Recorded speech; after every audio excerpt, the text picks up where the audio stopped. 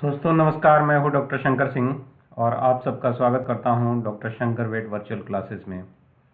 आज हम लोग चर्चा करने वाले हैं एक कॉमन डिजीज है जो जनरली कैटल एंड बफलोज में कॉमन है, लेकिन आज हम लोग उसकी चर्चा डॉग्स में करेंगे। डॉग्स में ये किस तरह से बीमारी करता है और क्या लक्षण होते हैं। इसे हम लोग ट्रिपैनोसोमियासिस या सर्रा के नाम से जानते हैं। तो जो सर्रा बीमारी है लगभग हर जानवर को अफेक्ट करती है और ये एक हीमोप्रोटोजोआ से होता है जिसका जो ट्रांसमिशन है, यहाँ पे आप देख सकते हैं कि ये ब्लड में रहने वाला पैरासाइट है और हीमोपैरासाइट है और ये एक तरह की बीमारी करता है जो लगभग सारे जानवरों को अफेक्ट करता है और उसे सर्रा के नाम से जाना जाता है।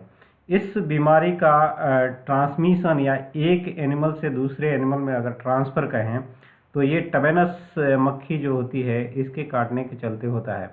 ये डांस मक्खी या टवेनस मक्खी जिसे हम लोग कहते हैं, ये कॉमनली कैटल, बफलोज और हॉर्स को बाइट करती है।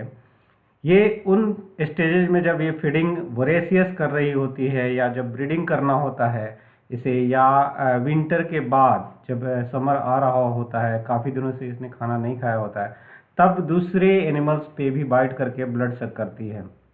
तो अगर ये मक्खी किसी ट्रिपैनोसोमा से संक्रमित कैटल या बफलो को काट करके फिर इमीडिएटली कुछ देर के बाद किसी डॉग को बाइट करती है तो ये वहाँ से संक्रमण को कैटल और बफलो से डॉग में ट्रांसमिट कर देती है। तो ये मैकेनिकली इस पैरासाइट को ट्रांसमिट करती है, आप सभी जानते हैं। और इसीलिए हम लोग हिस्ट्री लेते हैं। इसका एक दायरा रहता है। जनरली जो टैबनस मक्खी होती है 100 से 200 मीटर के अंदर में फीडिंग के लिए मूव करती है या फ्लाई करती है।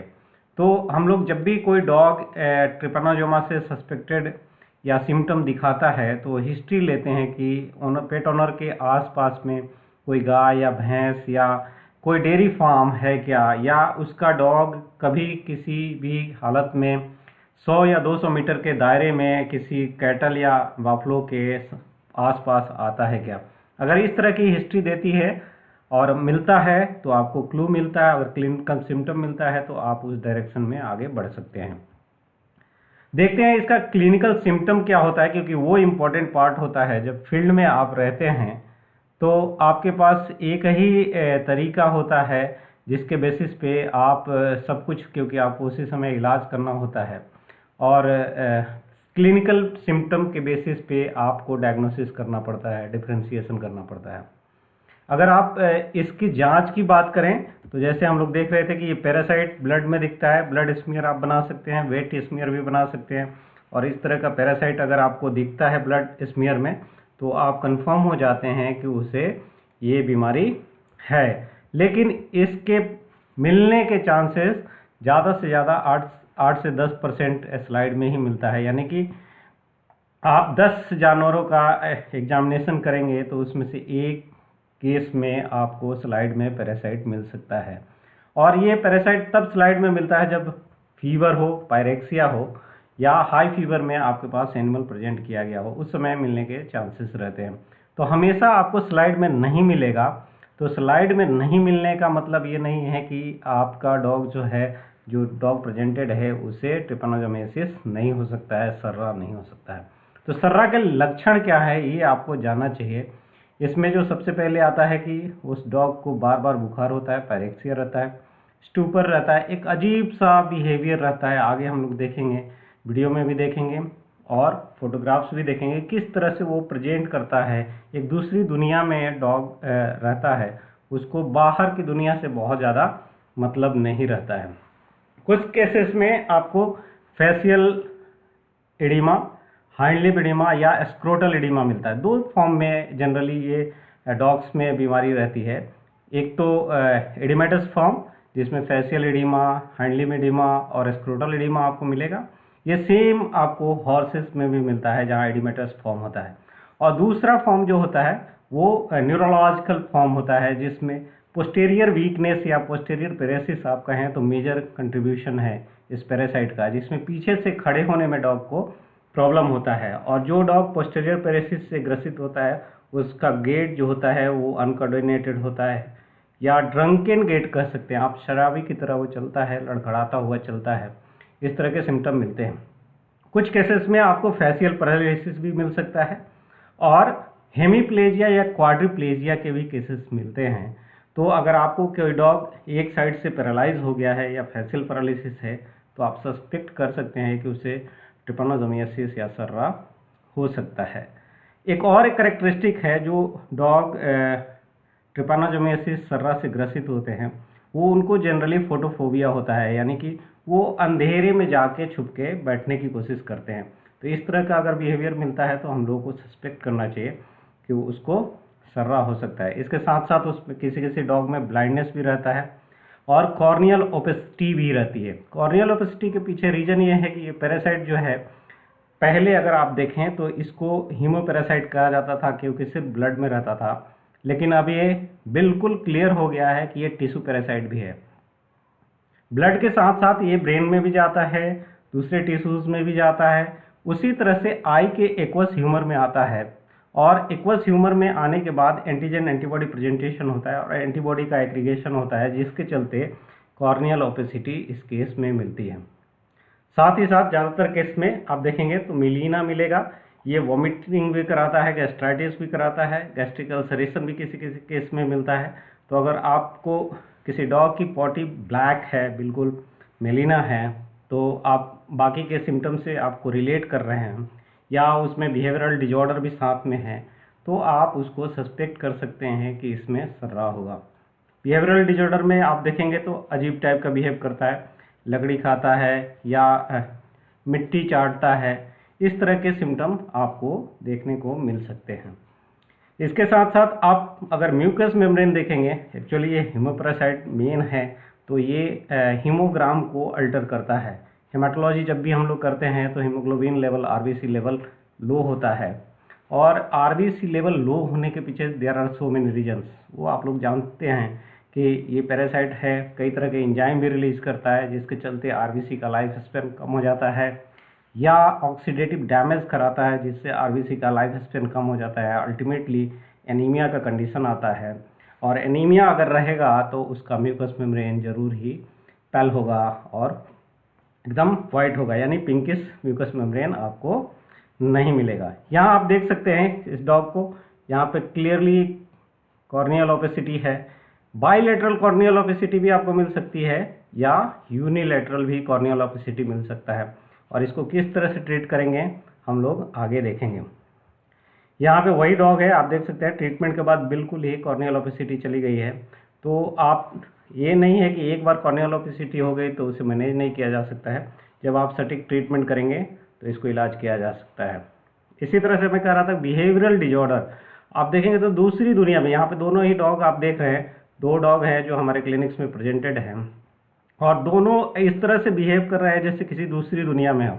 उनको अपने इन्वायरमेंट से, आसपास में कौन है क्या है कोई फ़र्क नहीं पड़ता है, एकदम से वो एक तरह से डमी की तरह रहते हैं और लगता ही नहीं है कि उनको किसी या उनके आसपास कोई डॉग भी आता है तो कोई भी वो बिहेवियरल चेंज उनमें या रिएक्शन नहीं देते हैं। तो इस तरह के सिम्टम जनरली डॉग्स के साथ नहीं होते हैं। अगर कोई डॉग सही में एक्टिव है तो वो दूसरे डॉग को देख के या ह्यूमन को देख के रिएक्ट करता है, यहाँ पे कोई किसी भी तरह की आपको रिएक्शन नहीं मिलता है। और जो मैं कह रहा था कि पोस्टेरियर पैरालिसिस, यहाँ पे पीछे से खड़े होने में दिक्कत होता है और आप सपोर्ट भी करते हैं तो खड़ा भी कभी हो जाता है, तो वो डॉग जो है आराम से नॉर्मल पोजीशन में चल नहीं पाता है। ये सारे जितने भी डॉग हैं इनका हम लोग आगे वीडियो भी देखेंगे कि किस तरह से चलते थे। ये जो डॉग है ये लगभग पैरालाइज हो गया था, हेमीप्लेजिया में था और इसकी बड़ी अच्छी स्टोरी है। इसको हम लोगों ने कैसे मैनेज किया, कितने दिन में ठीक हुआ, इसको आगे हम लोग वीडियो में देखेंगे। तो हेमीप्लेजिया हो जाएगा, पोस्टेरियर वीकनेस होगा, इस तरह के सिम्टम आपको मिल सकता है। तो इलाज क्या करेंगे हम लोगों को ये जानना चाहिए। तो अगर आपको इलाज करना है तो ट्रिपैनोसोमियासिस के लिए ढेर सारी दवाएं हैं, बट डॉग्स में डायमेनाजिन एसोचिएट सेफ माना जाता है और इसको थोड़ा सा लोअर डोज पे, जनरली जो ट्रिपैनोसोमियासिस का ट्रीटमेंट है डायमेनाजिन एसोचिएट से, वो 7.5 mg दिया जाता है, क्योंकि अपने यहाँ जो ट्रिपैनोसोमियासिस होता है वो ट्रिपैनोसोमा इवांसाई से होता है, और इवांसाई के लिए डायमेनाजोन एसिचुरेट का डोज रेट 7.5 mg/kg होता है। लेकिन डॉग्स में हम लोग थोड़ा सा लोअर साइड में लेते हैं, बट इसे रिपीट करना पड़ता है। एक्चुअली मैं कह रहा था कि ये जो पैरासाइट है हीमोपैरासाइट ही नहीं, और ये न्यूरो पैरासाइट भी है, या न्यूरोलॉजिकल टिश्यू में, सीएसएफ में और ब्रेन के अंदर भी चला जाता है। उस स्टेज में अगर आपको ट्रीट करना, न्यूरोलॉजिकल सिम्टम मिल रहा है, तो वहाँ पे आपको डायमेनाजिन को रिपीटेड एडमिनिस्ट्रेशन करना पड़ता है। यहाँ पे हम बता रहे हैं कि आप एवरी 48 आवर्स पे इसको रिपीट कर सकते हैं 3 बार तक। हम अपने एक्सपीरियंस में हमने उसे पब्लिश भी किया है कि 5 mg/kg इंट्रामस्कुलर एवरी 24 आवर पे 5 डेज तक आप दे सकते हैं। इस डायमेनाजिन एसिचुरेट को रिपीटेड एडमिनिस्ट्रेशन से फ़ायदा क्या होगा, इसका अगर आप फार्माकोकाइनेटिक देखेंगे तो रिपीटेड एडमिनिस्ट्रेशन के बाद इसका सीपेज होता है ब्लड ब्रेन बैरियर को। कोई भी ऐसी दवाई अभी तक इंडिया में अवेलेबल नहीं है ट्रिपैनोसोमा के लिए जो ब्लड ब्रेन बैरियर को पास करे। यानी कि जो ब्रेन में पैरासाइट है, अगर उसको आप मारना चाहते हैं तो आपको रिपीटेड एडमिनिस्ट्रेशन करना पड़ेगा, और रिपीटेड एडमिनिस्ट्रेशन जब आप करेंगे तो ब्लड ब्रेन बैरियर को पास होगा, और फिर वहाँ पे पैरासाइट को क्लीन आउट करने में सहायता मिल सकती है। एक ही मेडिसिन है जो ब्लड ब्रेन बैरियर को पास करता है, जिस साइमोलार्सन के नाम से जाना जाता है, बट उसकी अवेलेबिलिटी इंडिया में नहीं है। तो हमारे पास जो है उसी में हमें बेस्ट करना है। और आप लोग जानते हैं कि डायमेनाजिन एसिचुरेट है, इसकी टॉक्सिसिटी जो है हेपेटोटॉक्सिक होता है, साथ ही साथ ये न्यूरोटॉक्सिक होता है। तो अगर आप हाई डोज में रिपीटेड एडमिनिस्ट्रेशन इसका कर रहे हैं तो आपको ध्यान देना होगा कि न्यूरोलॉजिकल जो डैमेज हो रहे हैं या हिपैटिक डैमेज हो रहा है उसको सपोर्टिव ट्रीटमेंट दे करके आपको मीनवाइल मैनेज करना पड़ेगा। यानी कि आपको रिस्क वर्सेस बेनिफिट डिसाइड करना है और फिर आपको ट्रीटमेंट कंस्टिट्यूट करना है। इसके अलावा आप पेंडॉक्सीफेलिन यूज़ कर सकते हैं जहाँ पे आपको एडिमा दिख रहा है या अमीनो एसिड की कमी दिख रही है, हाइपोप्रोटीनीमिया दिख रहा है, वहाँ आप अमीनो एसिड यूज़ कर सकते हैं। या क्लोइडल फ्लूइड भी जो हेटास्टार्च वगैरह होते हैं उनका इस्तेमाल कर सकते हैं। मल्टीपल इलेक्ट्रोलाइट कर सकते हैं। डिपेंड करता है कि कौन सा केस है, किस तरह से आपके पास प्रेजेंटेड है। न्यूरोटॉनिक्स देना इम्पॉर्टेंट है। वो जैसे मैं कह रहा था कि डायमेनाजिन के चलते भी न्यूरोलॉजिकल डैमेज हो सकता है, तो आपको न्यूरोटॉनिक्स देना ही देना है। और इसमें मेथाइलकोबालामिन, गाबापेंटीन और लिपोइक एसिड का कॉम्बिनेशन जो आता है उसको आप इस्तेमाल करें तो जल्दी लाभ मिलता है। इसी तरह से आपको एंटीऑक्सीडेंट यूज करना चाहिए, और एंटीऑक्सीडेंट वैसा सिलेक्ट करें जैसे एस-एडेनोसिल मेथियोनिन है, जिसे सामी कहा जाता है। ये हिपैटोप्रोटेक्टेंट भी है, हिपैटिक डैमेज को भी रोकता है। साथ ही साथ ही इसका एक और बेनिफिट है, न्यूरोलॉजिकल इन्फ्लामेशन को ये सबसाइड करता है, और न्यूरो इन्फ्लामेशन जब रहता है उस समय भी ये एंटीऑक्सीडेंट और न्यूरोप्रोटेक्टेंट की तरह काम करता है। तो एस-एडेनोसिल मेथियोनिन को आप अपने थेरेपेटिक पैकेट में शामिल कर सकते हैं। इसके साथ साथ आप नेसाइड कोई सेलेक्ट करें। हालांकि इसमें मिलीना होता है तो गैस्ट्राइटिस भी रहती है, तो नेसाइड यूज़ करने के लिए आपको सिर्फ नेसाइड सेलेक्ट करना पड़ेगा, क्योंकि फीवर भी आपको सबसाइड करना है। और कॉर्टिकोस्टेरॉइड सिर्फ और सिर्फ कॉर्नियल ओपेसिटी को मैनेज करने के लिए यूज़ करें। कॉर्टिकोस्टेरॉइड जब भी हो सके, जितना हो सके अवॉइड करें, इंट्रामस्कुलर यूज़ नहीं करें। कॉर्टिकोस्टेरॉइड सब कंजक्टाइवल जो भी या कॉर्नियल ओपेसिटी है उसको मैनेज करने के लिए सब कंजक्टाइवली वीकली इंटरवल पे हम लोग देते हैं। इसके साथ अगर आप कॉर्टिकोस्टेरॉइड नहीं यूज़ करना चाहते हैं तो आपके पास बेहतर भी ऑप्शन है। आप चाहें तो साइक्लोस्पोरिन का ऑइंटमेंट या साइक्लोस्पोरिन का आई ड्रॉप आता है, उसको इस्तेमाल कर सकते हैं और कॉर्नियल ओपेसिटी से मैनेज कर सकते हैं। तो ये थेरापेटिक मैनेजमेंट है, और इन्हीं के परमोटेशन कॉम्बिनेशन से हमने कई डॉग को ठीक किए हैं। तो आइए देखते हैं कि हम लोगों ने किन किन डॉग को किस तरह से ठीक किया है, और उनका वीडियोग्राफिक प्रेजेंटेशन पहले ट्रीटमेंट से पहले क्या था और ट्रीटमेंट के बाद क्या था।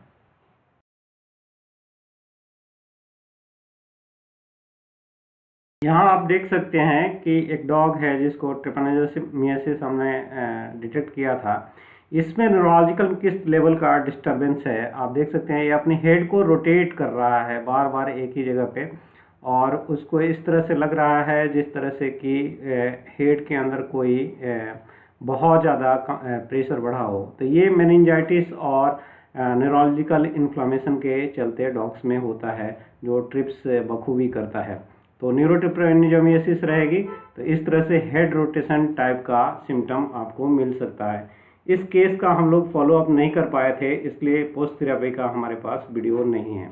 अगला केस देखते हैं कि इसमें ये एडिमेटस फॉर्म वाला है। आप अगर ध्यान से देखेंगे तो यहाँ पैरों पे एडिमा है और साथ ही साथ इसके जस्ट ट्रीटमेंट के बाद का है। फेस पे अगर देखें तो फेशियल एडिमा है और यहाँ पे जो हमने उसको टाई किया था रोप से उसका टिपिकल मार्क पड़ा हुआ है।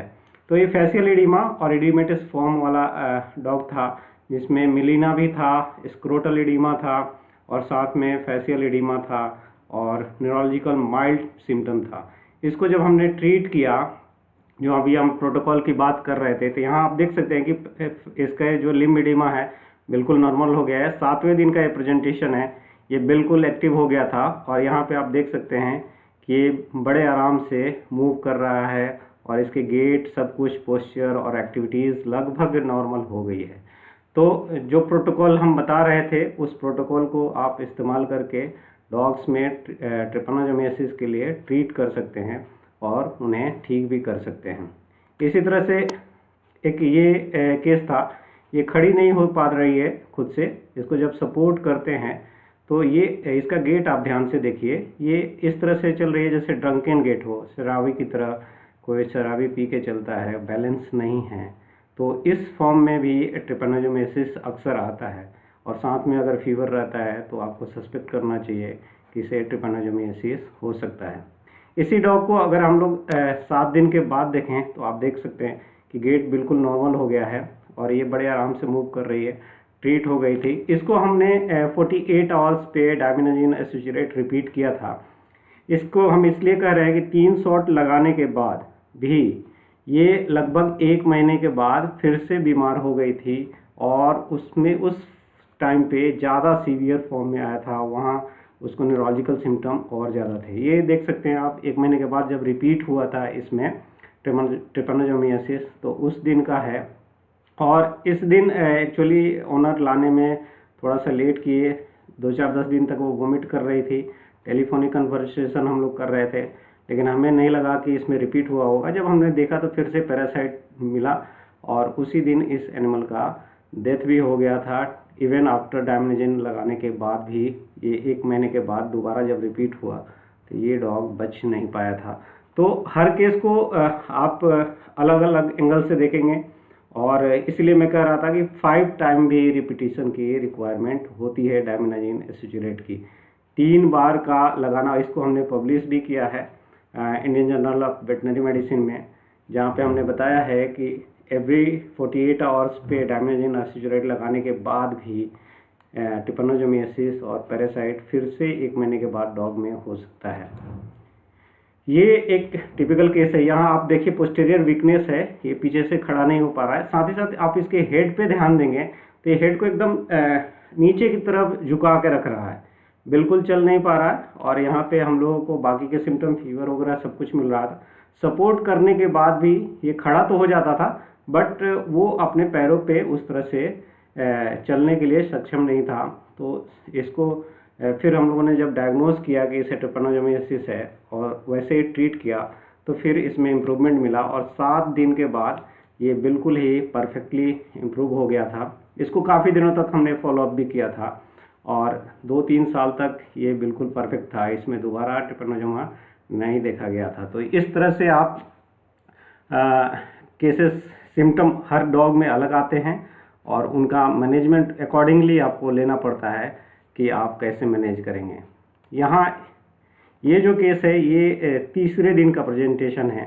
ये बिल्कुल ही फुल्ली हेमीप्लेजी, एक साइड से पूरी की पूरी पैरालाइज थी, गर्दन भी नहीं उठा पा रही थी। ये 3रे दिन का है। यहाँ 3रे दिन पे इतना इम्प्रूवमेंट हुआ कि ये गर्दन उठाना शुरू की थी और 3 दिन के बाद ओनर जब सपोर्ट करता था उसके बाद भी एक साइड से ये पैरालाइज थी। देखिए यहाँ गर्दन ये उठा पा रही है और रिएक्ट कर रही है, लेकिन डे फर्स्ट में बिल्कुल रिएक्शन नहीं था। आप देख सकते हैं यहाँ कि ये एक साइड गर्दन भी झुक जा रहा है और लेफ्ट साइड से बिल्कुल ही वो सपोर्ट नहीं कर रही है। पीछे भी अगर आप देखेंगे तो बिल्कुल पैरालाइज सी है पोस्टीरियर। अगर उसके टेल को जो सपोर्ट करके भी खड़ा कराने की कोशिश की जा रही है, लेकिन वो अपने आप खड़े होने के लायक भी नहीं है। ये डॉग इम्पॉर्टेंट है क्योंकि इसको हमने 40 डेज़ के बाद भी फॉलोअप किया और इसमें 40 डेज़ के बाद हमें जो रिमार्केबल इम्प्रूवमेंट कहते हैं वो मिला था। आप इसी केस को अगर देखें तो 14वें दिन पे ये काफ़ी खाना वगैरह सब कुछ खाने लग गई थी, लेकिन फिर भी सपोर्ट बिना किए भी पीछे से अभी यहाँ आप देख सकते हैं कि खड़ी हो जा रही है। लेकिन ये आप देखेंगे कि पैरों में अभी भी नकलिंग है और बिना सपोर्ट के वॉक नहीं कर पा रही थी। तो ये बड़ा ही टीडियस था और ओनर का पेशेंस था, हम पे कॉन्फिडेंस था, हम लोग इलाज भी कर रहे थे और जिस तरह से हम उन्हें डायरेक्ट कर रहे थे वो बिल्कुल फॉलो कर रहे थे। और इस डॉग में हमने एवरी 24 आवर पे 5 दिन तक लगातार डायमेनाजिन एस्चुरेट लगाया था और बाकी के सपोर्टिव ट्रीटमेंट दिए थे। और ये ऑनर के पेशेंस के चलते और हम लोगों ने स्पेसिफिक जो इलाज किया उसके बाद ये 40 दिन के बाद खुद खड़ी होकर चलने लग गई थी। तो यहाँ पे ऑनर इतने खुश थे और उन्होंने इस डॉग को फिर ला करके, एक्चुअली ये हेल्दी थी, फिर भी हमें दिखाया और बताया कि आपने जो इलाज किया था उससे हमारा पेट जो है बिल्कुल नॉर्मल हो गया है। अभी भी आप देख सकते हैं इसको चलने में थोड़ी सी इसका गेट नॉर्मल नहीं है, बट ये एंजॉय कर रही है अपने लाइफ को और वो वॉक भी कर रही है। तो मुझे लगता है दोस्तों कि आपको हमारे वीडियो से ज़रूर कुछ फ़ायदा मिलेगा और आप हमारे साथ बने रहें और हमेशा हम लोग कुछ ना कुछ नया लेके आएंगे। तो मेरे साथ रहने के लिए धन्यवाद। नमस्कार।